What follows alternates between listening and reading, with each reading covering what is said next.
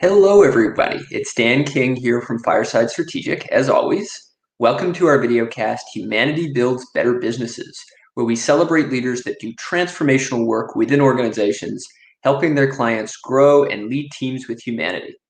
Today, I'm happy to be chatting with Rebecca Ahmed, founder at Laugh Through Life and corporate managing director at Seville's. Rebecca, welcome to the show. Thank you. Hello. Good morning. Good. Well, for me, it's good afternoon now, but good morning for you in Palm Springs. Um, Rebecca, can you tell the audience about what you do? Sure. So, as you mentioned, my business is Laugh Through Life, and I love to interject energy and joy to organizations. I come from 10 plus years of human resource experience from the hospitality and travel sector and really took that expertise to assist organizations with their culture, with their diversity initiatives, with their talent acquisition strategies, all the way through, as you mentioned, I'm with Savills.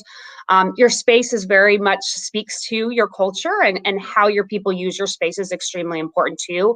And we found that that was a huge opportunity to kind of bridge the gap from, executive teams making decisions about how their people use their space. Human resources that is that, connector. And so I've been a very key element in with Savills and helping them kind of learn the culture and the HR side for commercial real estate too. Awesome. Awesome. It's fascinating that executive coaches come from so many different backgrounds. And, the more I interview, the more I just see the range of incredible diversity in the field. And I'm curious to learn just a little bit more about your journey. What brought you to this place? Why is it that you decided to launch Laugh Through Life? Yeah, so, I've been in HR my whole life and primarily, like I said, in hotels. And it was the connection with the people and hearing their stories and really being able to bring that to life in organizational culture. So I think about the Cosmopolitan, and we wanted to attract the curious class. And what does that mean? And Mm, creating auditions around it. And you got to really share who you were and your personality and see how that aligns with the values of the organization. And I found that so moving because we were able to build a culture that was completely unmatched. And then taking that expertise, to other organizations like Allegiant, where they're very innovative and they even consider themselves like a tech company that happens to fly airplanes. I don't know if mm, I really like that, but it is such an innovative culture. And so seeing how we're able to do that year after year and grow organizations, I really loved. It's almost like their passion projects. I would come in mm. and open a property and it's crazy and wild, and then open up, or grow Allegiant. And so I thought, you know what, I can take this business and help many organizations. And I like the craziness of that time.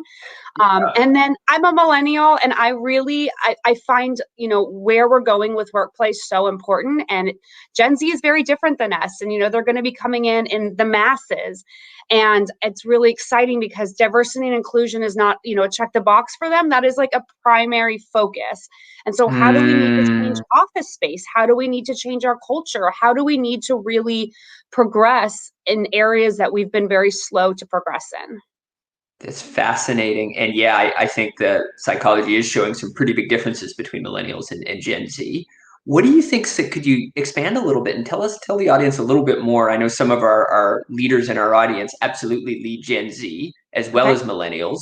Would love to hear you just expand a little bit more on how you think all these new Gen Z folks coming into the workplace are going to change the leadership challenges. Yeah, I mean, for one, they always grew up on technology. So there's not this, I would say, empathy that millennials give to boomers who haven't grown up with technology. And we Okay, still, we had the Dewey Decimal System, so we had both. right. They never had that. So like by the click of your finger, it's just not acceptable for an organization not to be efficient and have their technology up to date. Period. Uh, So I think that's going to be a huge, huge opportunity for organizations. Personalization, because if you think about personalization and transparency, Gen Z is constantly posting on social, right? And you immediately know if mm, your content is liked or not. And it's very transparent who you are. You're your own brand. They've been doing their own brand since they were born. As soon as they got social media, they're like, oh, this is me on, this page, like versus TikTok versus Snapchat versus Instagram. And there's different brands. And so they want to be very much included in decisions with the organization. They want it to be mm, transparent. It's not, oh, mm. things happen behind closed doors. So I know that's going to be, a huge opportunity for us to really look at where can personalization and transparency really change up the game. And compensation is one of them that I get really passionate about. I mean, Yeah. that's what my TEDx talk is on. So that's a big opportunity. And then flexibility. They've look at it right now, even with COVID, you have such flexibility in your schools and how you're getting to school. And if you're going to school, or are you dropping in virtually? There's no wall. So I think that's just going to be really interesting as we look at office space too. Millennials were very collaborative. You had all these innovative rooms and these collaboration centers, and Gen Z is not like that. They want to be collaborative in the sense of like, okay, what are steps A, B, C, D, and E, but I don't physically need to be there. And I want my own space to kind of go back and work on that and send it back. Like they're much more individualized in that sense. So it's going to be very That makes sense. I think you're bang on. Jonathan Haidt and Greg Lukianoff's work digs into the different parenting styles, right, that millennials and Gen Z have experienced. huge. And one of the big differences is socialization. So, as millennials, especially older millennials, many of us were given this sort of, you're going to figure out life on your own sort of parenting approach, right? We were kind of let out to play onto the street, is one example, a bit more frequently. Whereas with Gen Z, you have much more of the helicopter parent phenomenon. You have, tighter control in parenting. And so in general, there's more introversion amongst Gen Z, right? There's just a little less, I want to say less adaptability, because in some respects, Gen Z is more technologically adaptable than we are, right? Like I have no idea how to use TikTok, I'll be honest. Don't really care to find out. But I think you're right on the money with some of those differences. And whether you like it or not, these are going to be the workers of the future, right? Exactly. And you're looking at a huge generation of boomers that are going to be exiting the workforce, and they have been the driving decision makers of the workforce. So when you are, having an entire generation leave, you need to look at how many can even backfill. That's Gen Z is not that size. So how are we going to do that? What efficiencies are we going to have to create? And it's going to be a new landscape, which I think is very exciting. I think there's a lot of things that we wanted to do as millennials that it was like slow, like, we have to tiptoe in. So I'm very excited for these opportunities personally, and love exciting organizations to say, don't be scared. Like it's actually going to be pretty amazing. So let's embrace it. And you mentioned earlier you have particular excitement around compensation. So I'd be really curious to hear your overall philosophy there. How does this play into the themes we've been discussing? So personalization and transparency. I don't see any reason why compensation needs to be hidden. It would eliminate compensation inequalities across the board. We're supposed to be looking at market data and going off market data anyway. So why would you pay someone less than what market data dictates their role is worth? And if they're performing that role, it should be transparent. Like, this is what market data is showing. This is where your experience lies within that. And then you can even, I think of it as like almost going to the buffet at Vegas, being from Vegas, pick and choose. Compensation is not just money. Pick and choose how you want your compensation to be built. If it's okay, I want more, unlimited PTO, or if I want these type of flex days, or if I want my dog washed every Thursday. Like, put it like an entire a la carte package. And then you get to say at the end of the day, I love my compensation. You will no longer have turnover because of compensation, because every single person knows exactly where they're coming in. They know that they're being compensated equally across the organization, but personalized to what they need. Not everyone's going to want the dog walker. Not everyone's going to want the golf membership. But if you have that, then you really do eliminate that turnover. And I think that's a huge opportunity for organizations. It's like a menu, right? You go to a restaurant and imagine if you were given very few options about what you could order, but the difference is compensation is more important, right, for our lives than what we eat in a restaurant. Absolutely. So I think it's a really, really interesting concept. And going to be a challenge, of course, if millennials, or if baby boomers who are still in those decision-making seats are a little less comfortable with transparency. And I think also have a different relationship with money in general, right? Maybe just a little harder to talk about money, which is, I think, one of the factors here. Yeah, it's a huge factor. I mean, when I coach my Gen Z girls, it's one of the first things we talk about is compensation and getting comfortable around it. And we have to do exercises. I'm like, you have to every single day negotiate for one item. I don't even care if you're asking for pennies, but you need to comfortable to understand that everything in this world is negotiable. So I want you to Oh get that man. discount on those shoes. And it's practicing. So when they do have conversations about their worth in the workplace, they're much more comfortable, because in the beginning, it's almost like, my mom and dad told me never to talk about money. And I'm like, honey, you need some money. So we're going to talk about it. Like, it's Yeah. important. Yeah, if you don't talk about it, first of all, you're going to have less of it, and you're going to have a less clear relationship with it, right? The more that we become conscious of all of these powerful forces that are shaping our lives, the more we start to wrest some control back, and we create a clearer vision of the future as people and as organizations and move towards that. If we can't discuss these things, there's no clarity, right? Exactly. And it doesn't need to be anything that's concerning if it's across the board and transparent. Every job has a value. So if it's transparent, Mm, you no longer need to have an awkward conversation. It's very black and white. Like, this is the range of your role. You know it. I know it. We are going to look at your experience and compare it to what's required for each level within this range. But you don't have yeah. qualities. And think about, I mean, I know I've been that person. I've been paid 30,000 less than the person who's doing the same job as me. And I had the same credentials. And I was like, I mean, your productivity immediately decreases, your engagement decreases. You immediately go, Yeah. I know I was like, I got to go find another role because I'm not valued. And that Mm, conversation did not have to be like that, you know. And I'm so thankful for the organizations I work for, and we've been able to have really fierce conversations around it. But it's a huge opportunity for organizations that know that this is a gap, and it's yeah. affecting their productivity. Yeah, and I just love the way you're thinking, because we want to normalize these tricky questions, right? We don't want them to remain hidden. If we normalize them, then there's going to be just less tension in the end. There may be a little bit as we break down the barriers, right, that Yeah. society has had for so long, but it's like ripping a Band-Aid off, let's just do it. It really is. I mean, in diversity and inclusion, that falls right in that same exact sense. You know, why is it so challenging to have these conversations?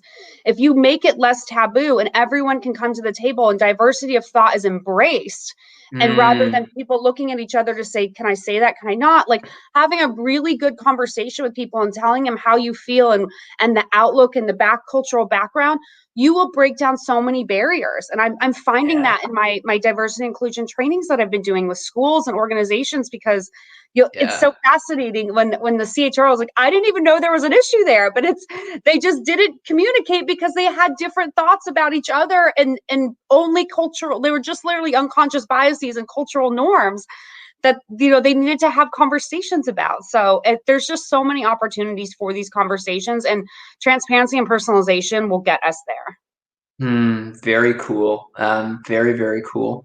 Curious whether you think, just to stay on this theme a tad longer, I'm curious whether you think, so if Gen Z sort of comes from this different sort of heritage of, in general, being a little bit more introverted, in general, sort of preferring to stick to their sort of set routine for work, do you think it might be a little trickier for them than millennials to actually have conversations about money? Do you think it may be a little trickier, just given on average they're a bit more introverted and just a bit more risk averse, especially when Mhm. it comes to how they behave socially? Do you think it might be a little trickier to equip them with the tools? They may have the expectation of salary Mhm. transparency, but might it be a little trickier to equip them with the tools to really advocate for themselves? What you're saying is spot on. So Mm, they know the tools to find out what the compensation is. They can find out market data much quicker than even millennials can find, because they're yeah. so used to being able to use technology to their advantage. But the challenge is that conversation, like you're saying. So Mm, the conversation going in gives them angst, because that's not something that they've been educated on, nor has really anyone, but they have the information in front of them. So it's almost as if you're testing your hiring manager because you're like, I right. know this. So Right. I don't know if I'm the best advocate for myself, but this is what the data says. And if they lead with Interesting. data, then it'll be easier. But if they've never practiced it, it definitely will be a challenge. For anyone, any generation, having really fierce conversations is a skill to learn. Oh yeah, But people may just be starting from a different place, it sounds like. exactly. But they have the Yeah. data, and they're the fastest ones to find it. So Yes, yes. I'm curious. It'll be really interesting to see over the next little while who wins the arguments, right? mhm. So, how powerful truly is data as a tool for advocating for oneself? I think it's going to vary from context to context. Of course, there's going to be some contexts where just data is more easily used as a negotiating tool than others. And it's a cultural piece too. Your culture has to be inclusive of this environment. And if they're not, that's different. And you have to decide, do I want this to attract talent or not? At the end of the day, you're going to have to put your stamp on your culture and say what you are comfortable with and not. But you'll also have to look at it. How is attracting talent? How is it retaining talent? Right, right. Because we got to get to this bottom line that so many organizations and so many industries struggle with retention. At least pre-COVID, right? That was a humongous challenge. And once the economy gets going full steam again, it's going to be a massive challenge again.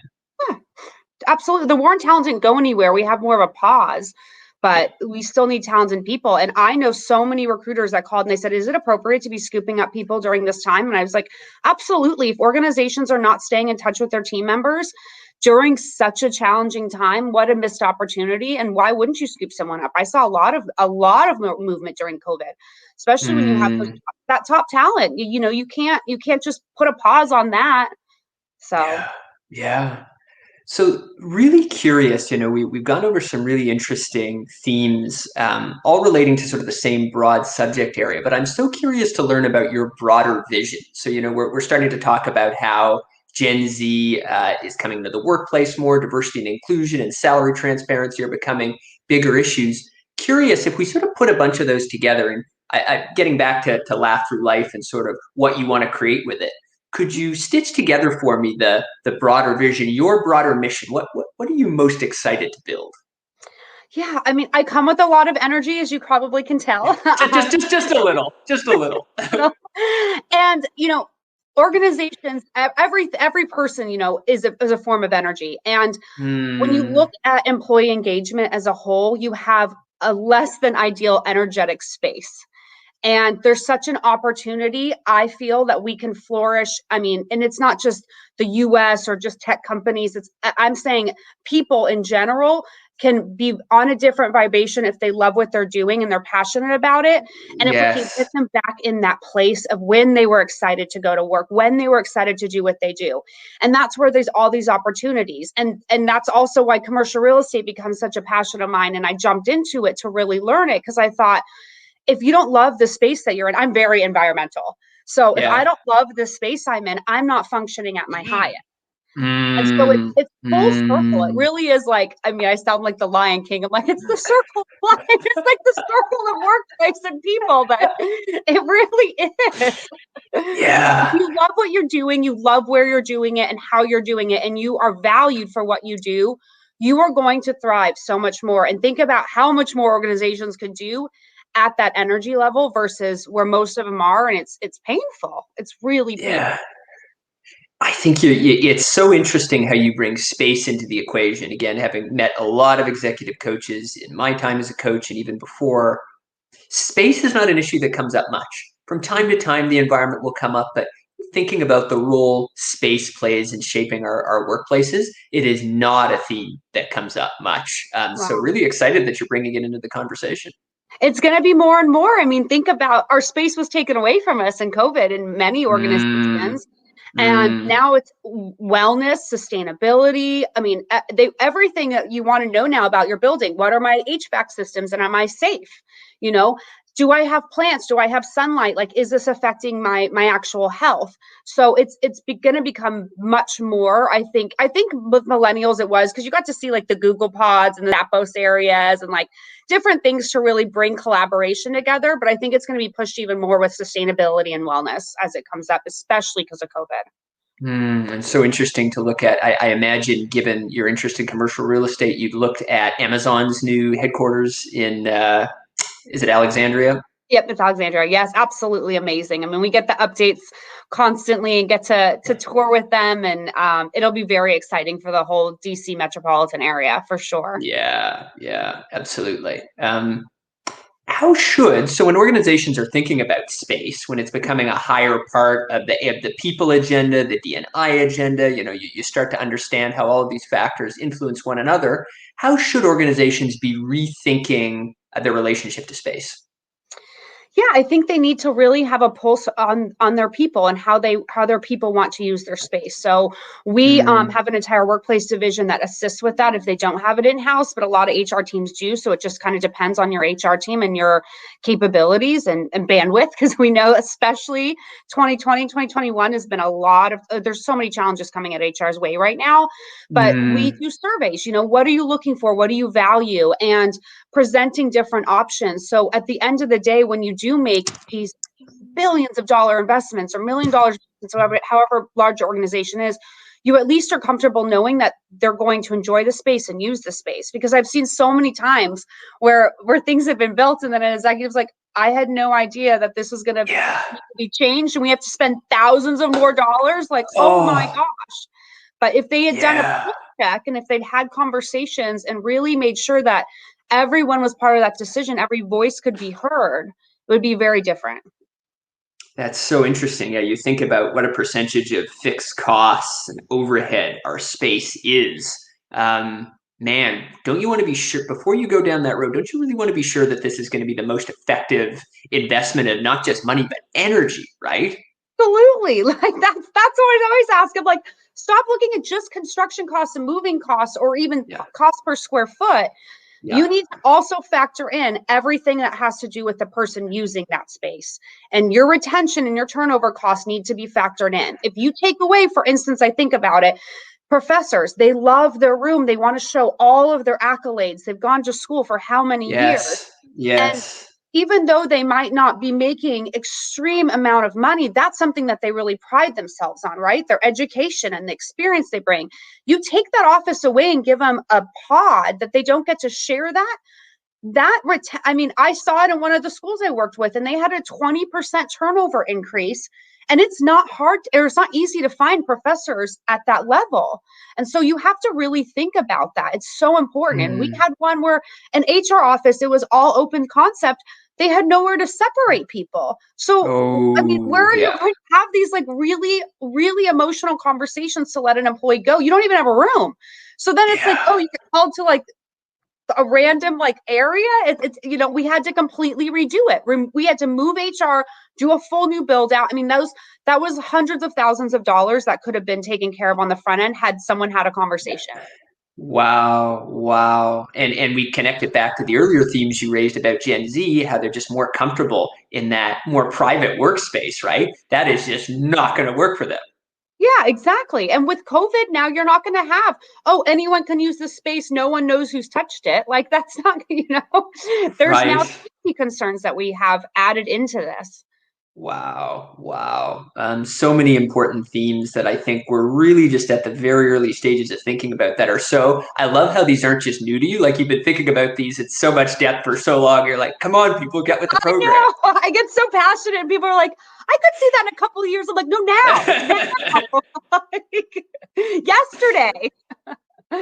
So I'm curious, could you walk me through, and I think this will be helpful for the audience. So let's say you're working with an organization at Laugh Through Life. You've started working with them, and they want to get with the program a little bit. They want to change their relationship with space. They want to understand how they can build a workplace of the future. Could you walk me through a little bit, like how you might work with them to pull that off?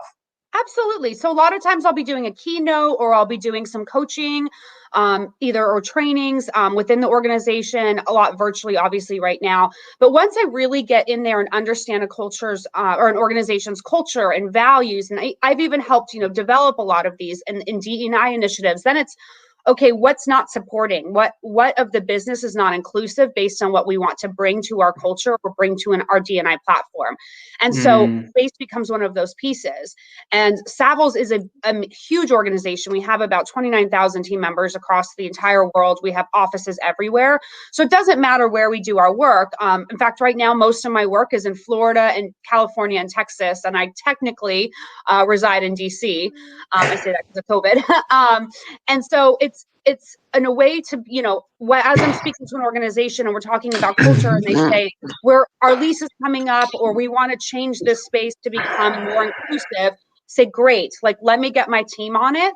And we'll, depending on the expertise you need, if it's more of an industrial flex space, or if it's, very much office space driven, but you're looking for an entire workplace revision, we'll bring that team in. So we have all these different things we can bring in. And I help, usually with the CHRO and the CFO, really talk about values, mission, vision, culture, everything we want to accomplish based on our team members' data. And then they can help negotiate the lease, pick out, I helped with like picking out the designers for it, everything that really speaks to their culture. And so that's kind of how they go through. It's not complicated. It's actually really fun. Yeah. It sounds really fun the way you describe it. It is. The last couple of questions as we come towards the end of our time together. This has been fantastic. Curious, so is sort of a big goal for you now that we're in 2021, newish still year, is a big goal for you to bring this work to more organizations? For you, is this just sort of, is that a big part of the mission, or does the mission extend? I guess clarify for me just a little bit more, like, are you chomping at the bit to bring this to a whole bunch of organizations, or is the plan more, let's focus at Savills internally and see what we do there? No, chomping at the bit for sure. I mean, we have the resources to assist. And I love getting in there and working with organizations. So absolutely. Nice. That's always looking to assist more organizations. And I know so many that are looking for this platform, for these services. And so, chomping at the bit for sure. Awesome. Last question, which we'd love to end on. So we've talked about some really serious themes about the workplaces of the future, what's not going so well now, how we can build a better workplace and space. What do you do for fun when you're not working on these big, serious questions? We'd love to end on a fun, sort of human light note. What's fun for Rebecca? I'm a big traveler. So as you could tell, I said I was in Palm Springs right now. And with COVID and me going like this with DC, I put everything in storage. And I have been traveling pretty much throughout COVID. So I'll head out to Costa Rica on Saturday for 2 weeks, and I'll be working from Volcan Arenal and Tamarindo. And so when I'm not on things like this, I'll probably be surfing and hiking and exploring their cultures. Very, very cool. Well, Rebecca, pleasure to have you on the show. Learned a ton from you. Great conversation. I'm sure anyone who watches will agree the energy and the vibes were fantastic. Well, thank you. No, I had so much fun. I always love chatting about this. So